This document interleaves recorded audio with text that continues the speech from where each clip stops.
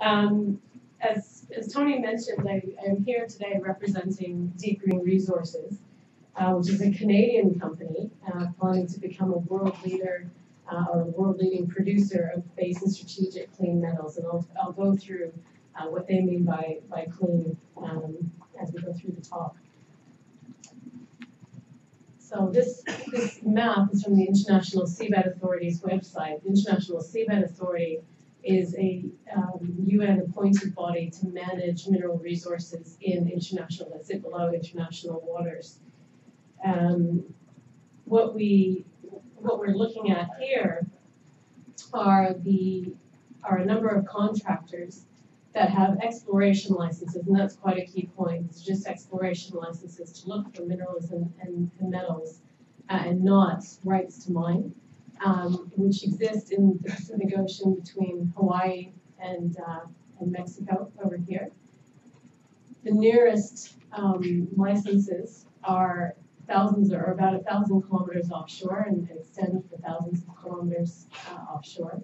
They occur in between 4,000 and 6,000 meters water depth, so deep sea, but not quite, probably meeting Tim Shank's interest, not the hail zone. And the projects that DeepGreen are involved with are the ones that are colored bright yellow, which are split between two sections here, and then this dark purple section here.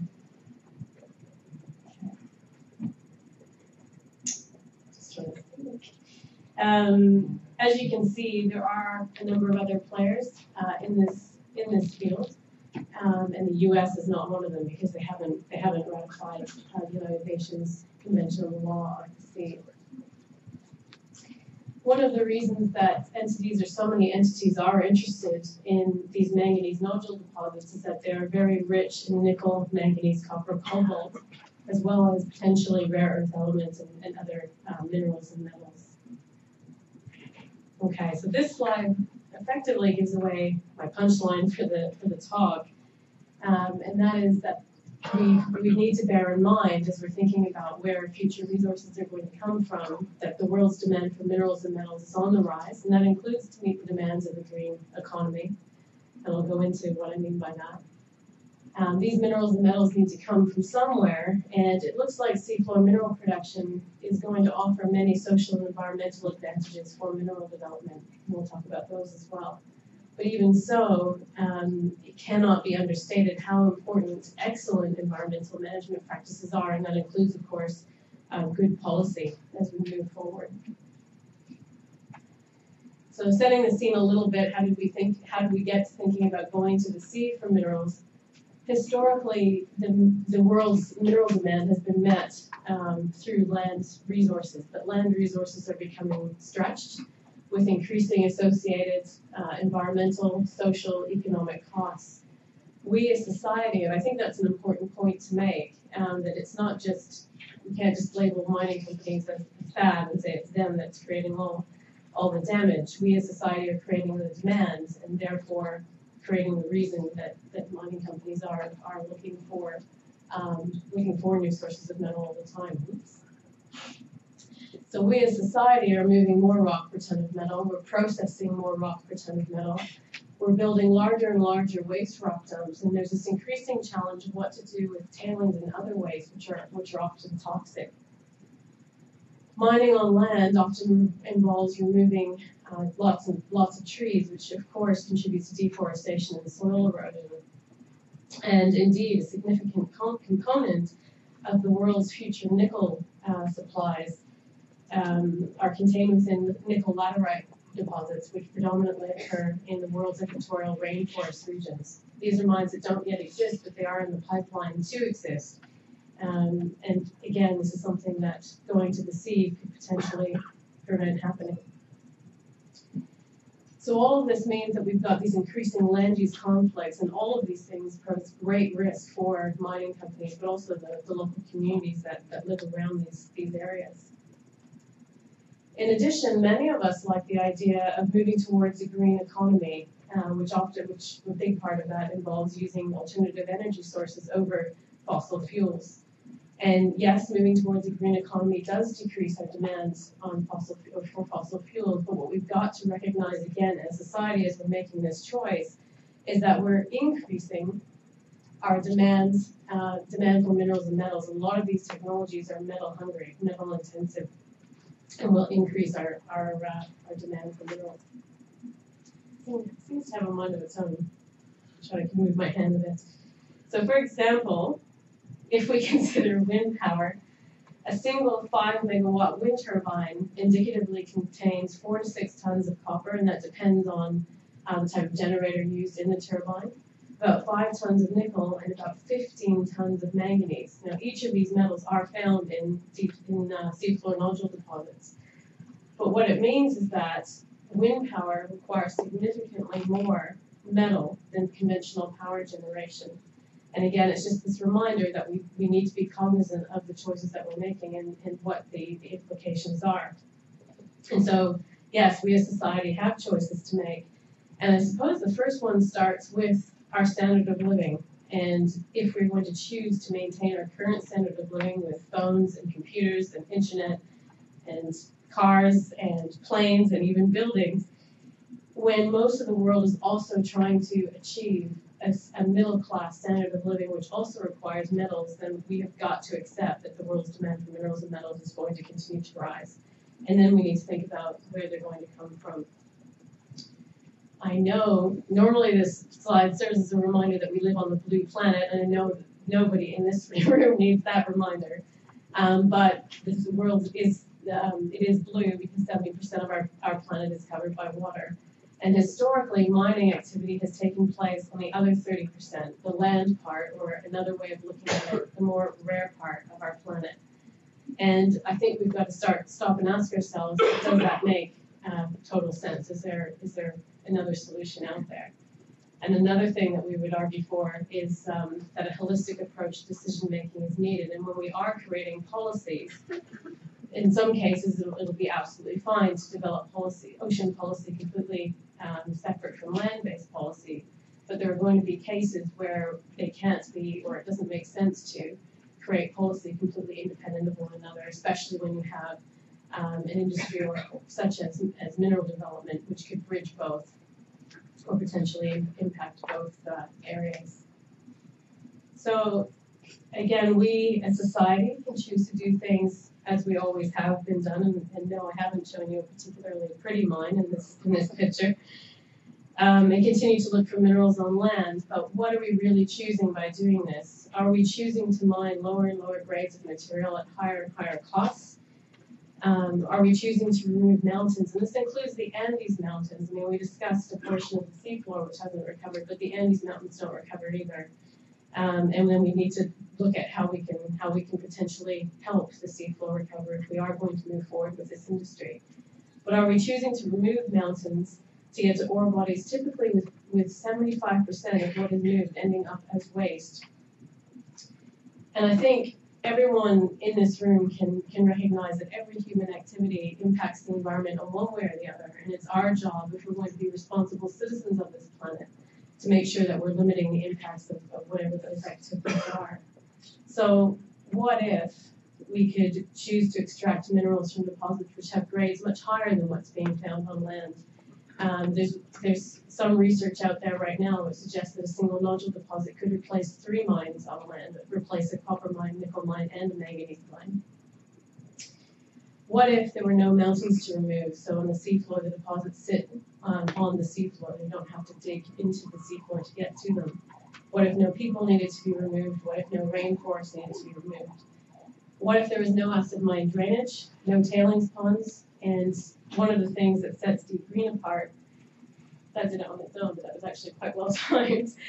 One of the things that sets DeepGreen apart is that it's got a patented clean mineral processing process where it looks like the nodules can be processed with 0 waste. So every single thing that comes out of the nodules can be used. And part of that is because they are such high grade and we're not having to remove mountains as well.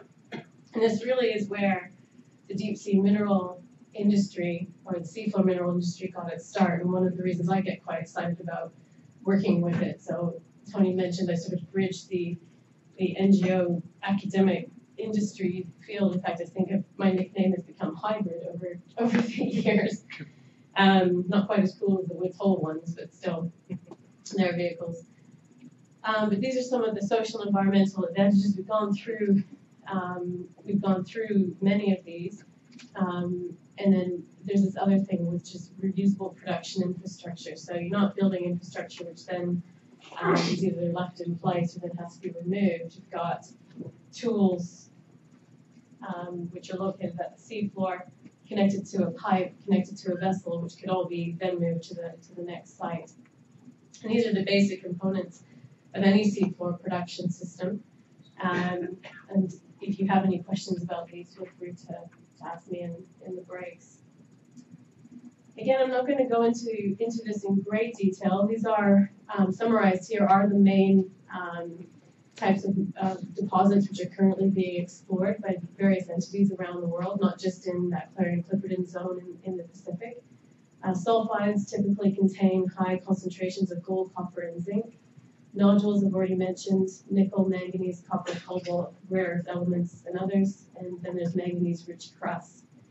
The key impacts for each of these types of minerals are similar. And I suppose the point for this slide is just to say that yes, there are many social and environmental advantages for going to the sea, but there are still impacts. To say that there are none whatsoever would not be true. And these need to be managed.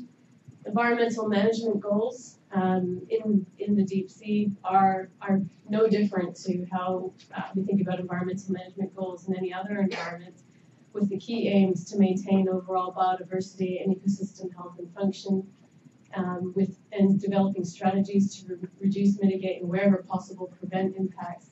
And of course, a key goal is to balance impacts of extractive activities with conservation goals.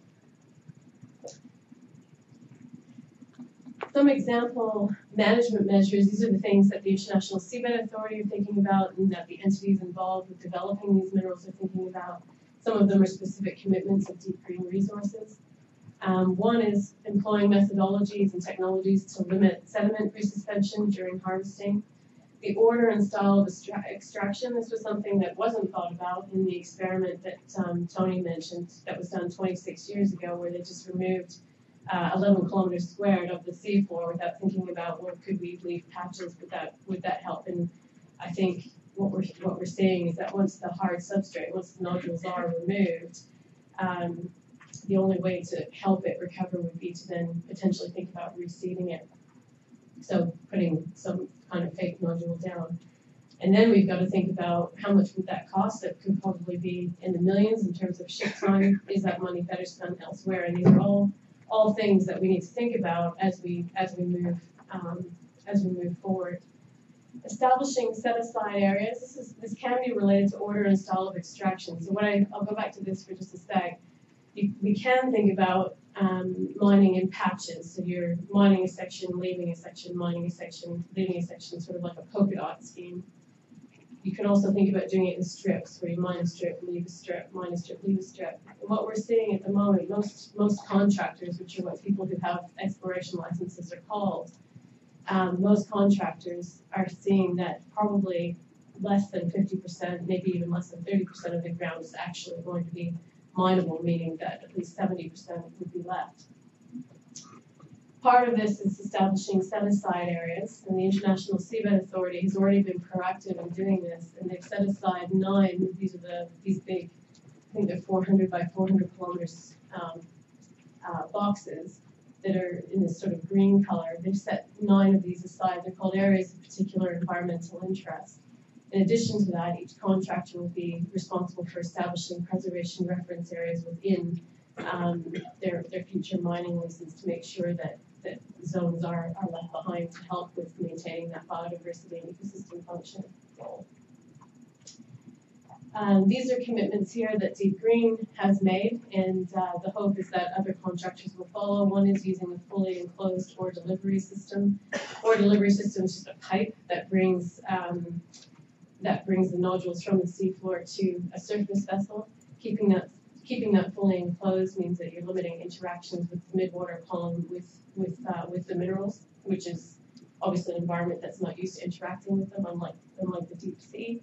And then another kind of commitment is making sure that we're using biodegradable fluids and oils in all subsea equipment, which is actually quite a substantial, seems quite easy to say, yes, good idea.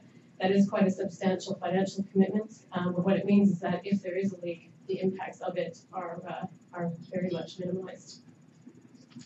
So we are at the dawn of a new industry. It's important that we are taking a responsible and precautionary approach in moving forward.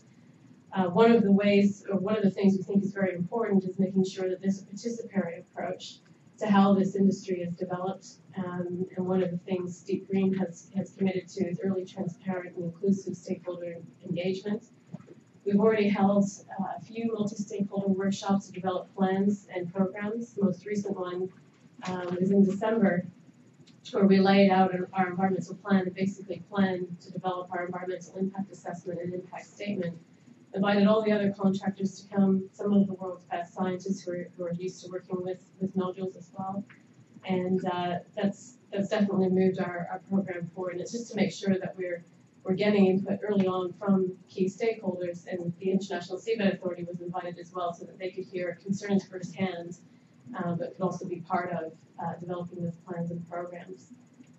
Availability of environmental materials as they're developed is important. Collaborating with some of the world's best scientists to carry out the research is important, and then giving those scientists freedom to publish, not just in an effort to be transparent, but also to make sure that we are contributing to the global knowledge around deep sea and deep sea processes. Those are sort of the important points there. And just before I get the red card, I can see your hand twitching. I'll just leave you on my punchline slide, and thank you very much for your time.